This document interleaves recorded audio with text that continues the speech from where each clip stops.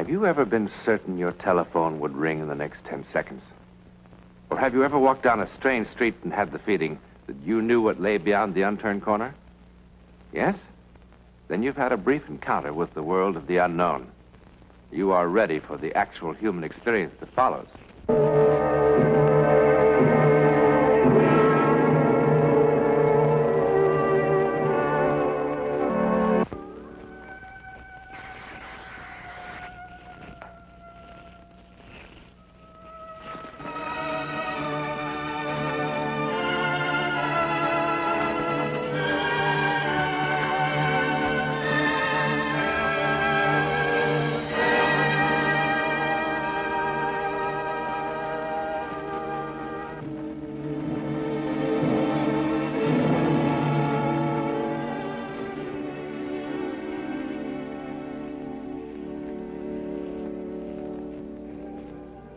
This is not merely a story of arson.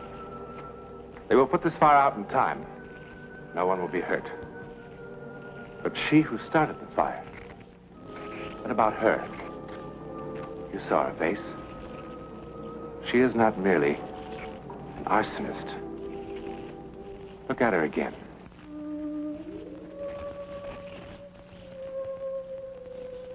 $11 exactly the same time as before, but many miles away.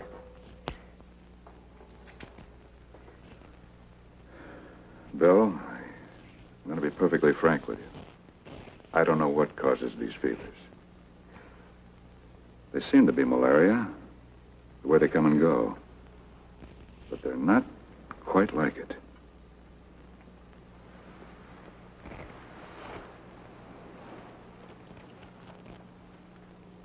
She'll be fine in the morning.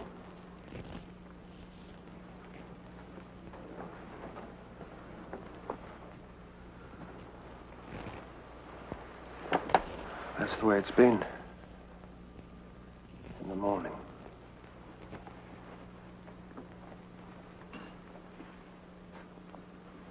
She's already past the crisis. When did the fever come on? Around 10. Inside of 15 minutes, it shot up to 103. It's the fourth time this year. I just don't know.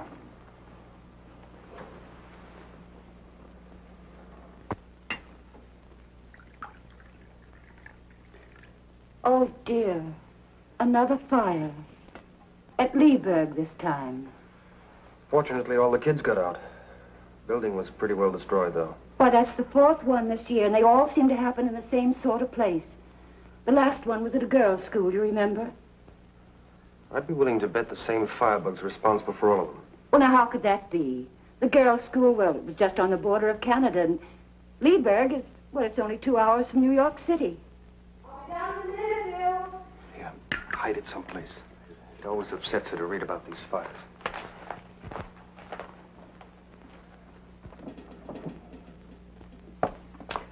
Oh, good morning, Mrs. Farley. Good morning, darling. Good morning. You know, I don't know why it took me so long to get dressed.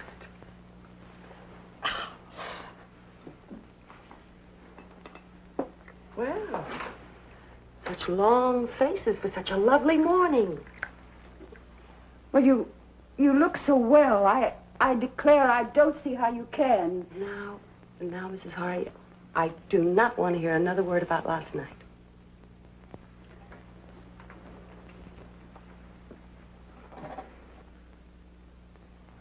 Bill. Esther. Look, What's the matter? Well, you were awfully sick last night, and... Please don't let's talk about it today. Please. All right. I love you.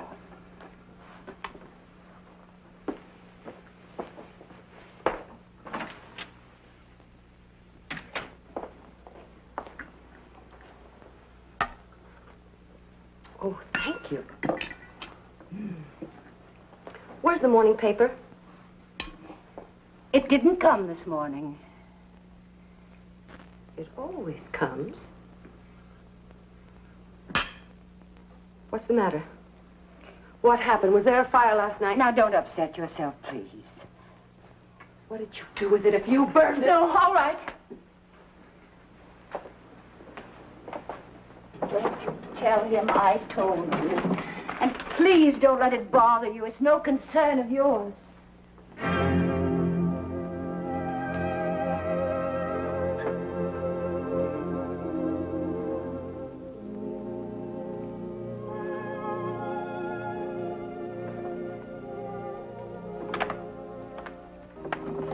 Hello, Mrs. Quinton. Hello, Chief Wilson. It's very good of you to be so prompt. You said you had to see me. Yes. Won't you come in, please? Thank you.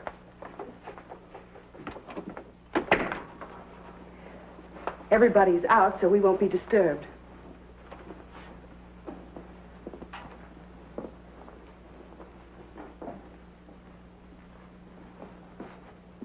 Would you sit down? Thank you very much.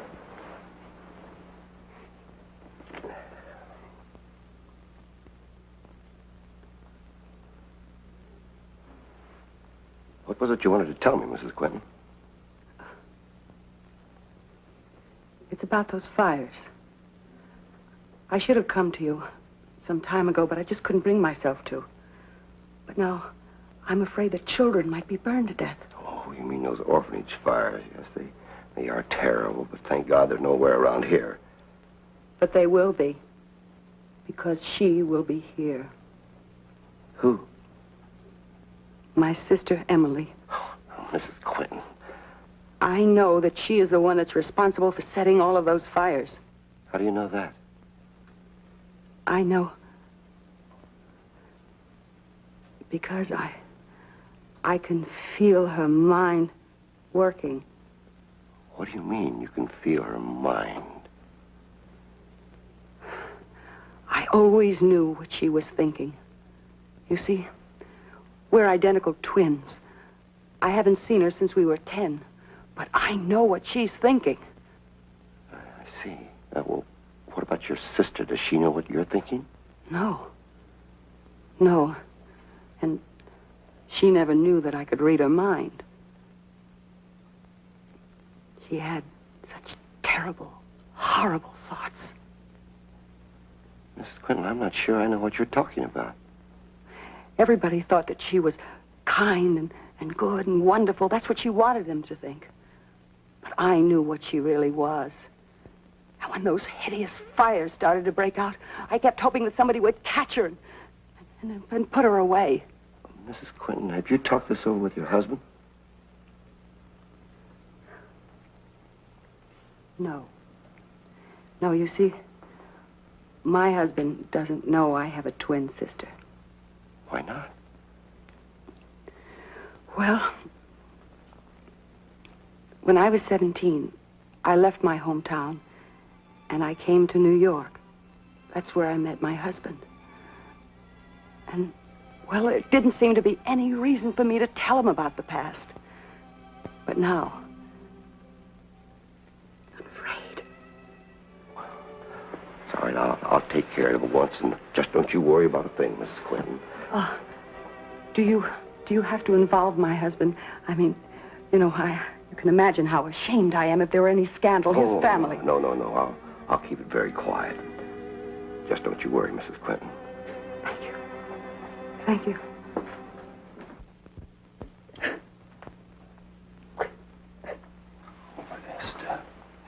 Esther, please.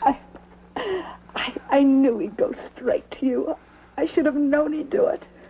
But I can't help it if he doesn't believe me. Bill, you've got to do something. You've got to do something to stop her. You must, before it's too late, you must do something. I'm sorry. I am sorry. I should have told you a long time ago. I know it. I am sorry. But Esther, we don't even know where Emily is. But she was in Leeburg last night. That's where the fire was, wasn't it? Mrs. Quinton, please, listen for a moment. If it's true that you know what your sister is thinking. If it is true, I swear to you that it is true. And working on the theory that you have a sister named Emily. You don't believe that? Well, it's hard to believe. You've never mentioned her before.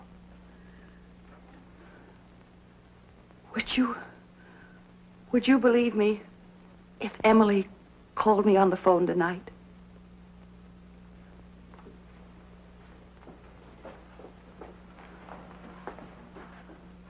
I can will her to call me. What? I can will her to call me.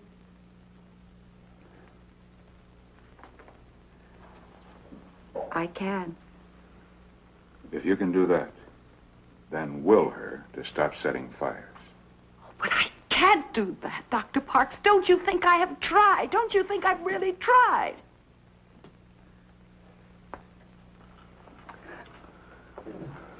Bill, you don't believe a word I've said, do you? Well, darling, first you say that you can will her to do one thing, and then you say that you can't will her to do something else. But don't you see? I can't change what she really is. Emily is evil, Bill. She is evil. Oh, you think that I'm all imagining this, don't you? Don't you think that? No, you're worn out from the fevers. Sometimes people get strange fancies when they're ill, isn't that right? I'm not insane, Bill. Don't you understand? I'm not insane. No, I am not ill, and I'm not insane. That, Esther. We're not saying it. Emily will call here at 10 o'clock tonight. And when she does, I want you to answer the phone, Bill. And I want you to be here, Dr. Parks and Chief Wilson. And then perhaps you'll believe me.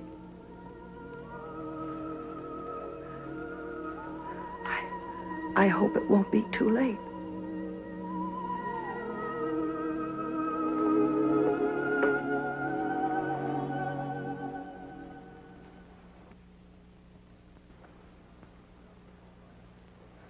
Well, if it's all right, I'll be going along then.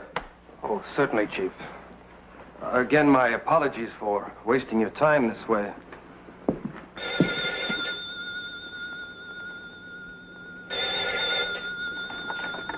Hello?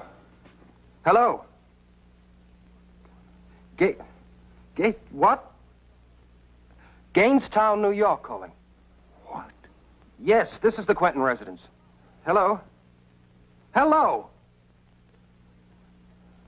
This is William Quentin. Esther's upstairs. Who's calling, please? Emily Harkness. Can you wait a second, please? I'll get Esther. Hello?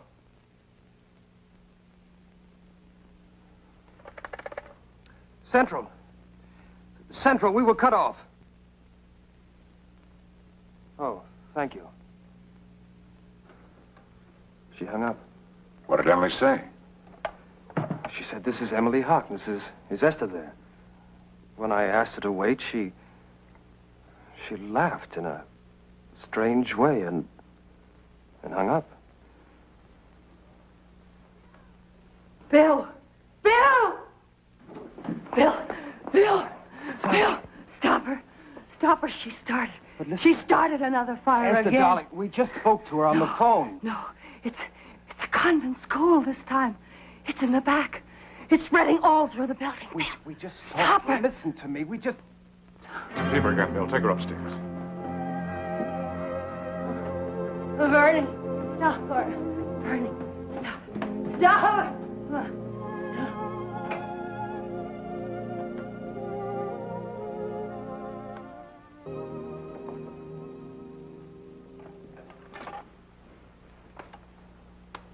Hello, Central. Chief Wilson. I'd like to make a long-distance call. Gainestown, New York. The police station, please hurry. Hello? Hello? This is Chief Wilson, calling from Cedar Falls. Do you have a convent or parochial school in Gainestown? St. Anne's? Thank you for your information. I'll explain later. Hello, Central. Please connect me with St. Anne's School, Gainestown, New York.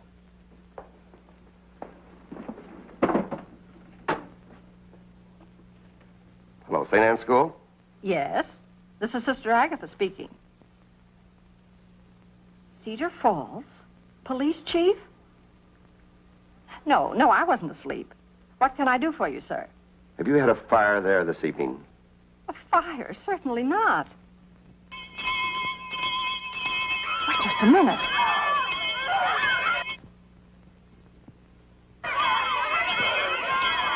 I can't talk now.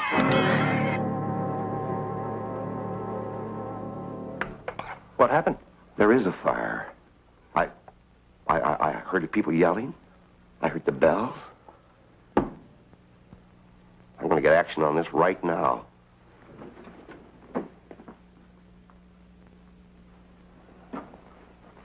There's no sense bothering with Gainestown. She moves too fast for that. She must live somewhere. Your wife said she hadn't heard or seen her for some time, but other people have. Where did Mrs. Quinton used to live? Waterville. She was raised in the orphanage there. I'm off there right now. Bill, please tell me the truth. Did anything happen last night that was bad? I mean, I'm not talking about the phone call from Emily. Everything's all right. Try to eat something, dear. I'll try. Mr. Quentin, Chief Wilson. Oh, yes. Esther.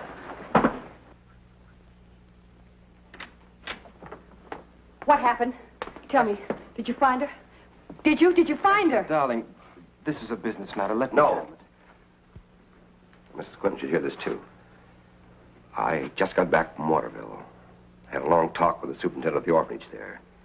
Go on. Mrs. Quinton did have a twin sister, Emily, all right. They shared a room together when they were kids. When they were 10 years old, there was a fire in that room. Emily died in that fire. She didn't. I tell you, she didn't. She didn't die. She didn't. I'm telling you that she didn't. No, she didn't. No. Bill, listen. Now, you talked with Emily on the phone. And Dr. Parks, you heard him. And so did Chief Wilson. Now, you can't deny that, either of you. Can you? You can't. You just can't deny that you heard them. And wouldn't I have known if my very own sister were burned to death in a fire? Esther, darling, for heaven's sake. I remember that fire.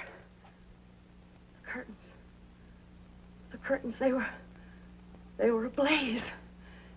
And they caught fire to a dress. And she was burned, but she didn't die. I tell you that she didn't die. Mrs. I Quinton, tell you, you must she didn't control die. yourself. She's getting strong. She's getting stronger. Please, you've got to stop her. Stop her, please, Bill. And will her to come here. Bill. Oh, Bill, do you believe me? Yes, darling, yes. You do. You believe. Will her to come here. Yes. Bill, what are you doing? You're losing your mind? She did call, Doctor. Somebody called. Somebody called at 10 o'clock, just as Esther said. And that somebody said she was Emily Harkness.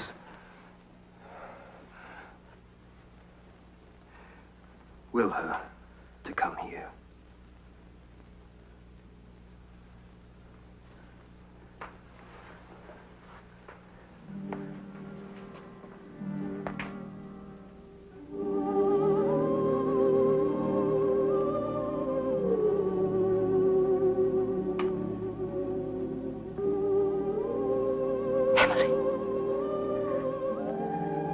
Emily,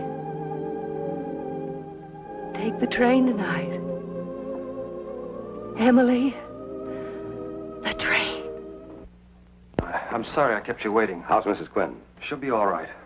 Once we find Emily and put her away. But I told you that I don't Emily... care what you told me. Emily Harkness did call here last night, and there was a fire in Gainestown. The superintendent in Waterville must have made a mistake in the records. It wasn't a matter of just checking the records. The man was there at the time. He remembers the girls well. He remembers what happened. So does my wife. She said that her sister did not die in the fire, and I believe her.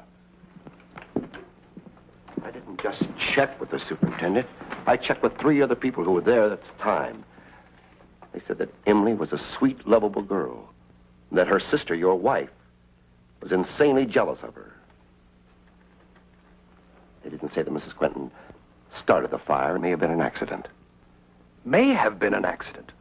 What are you trying to say? All I'm trying to say is, after it happened, Esther went into a high fever. She was out of her head for quite some time. After she got over it, she never mentioned her sister again. The folks at the orphanage thought it was better that way. I prefer to believe what I heard last night with my own ears. Good night, Chief.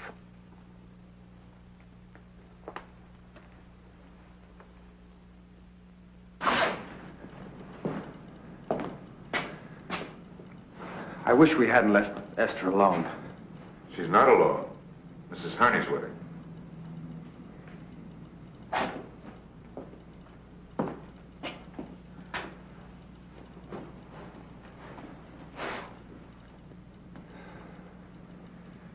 It's warm in here. There it is.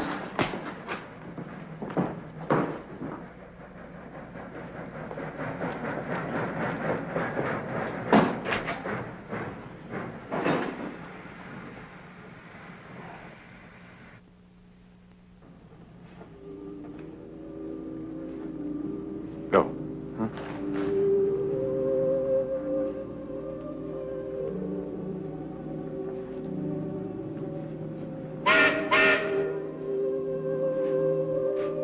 Emily? Emily?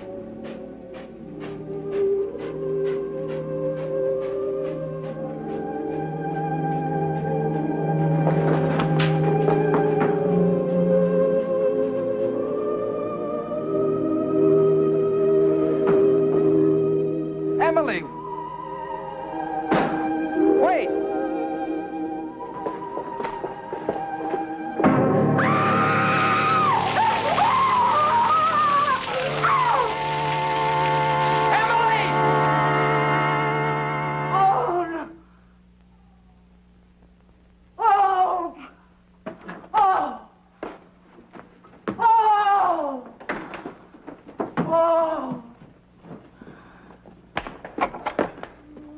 Esther? Esther? Esther? Oh! She's burned. She's burned. She's burned.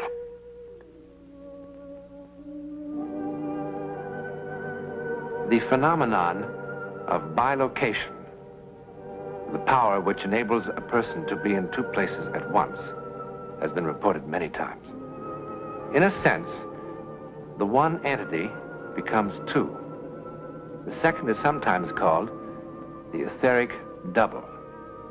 In this instance, Esther Quentin may have been subconsciously aware of the truth, that the evil Emily was actually her other self, and so deliberately consigned both entities to the flames.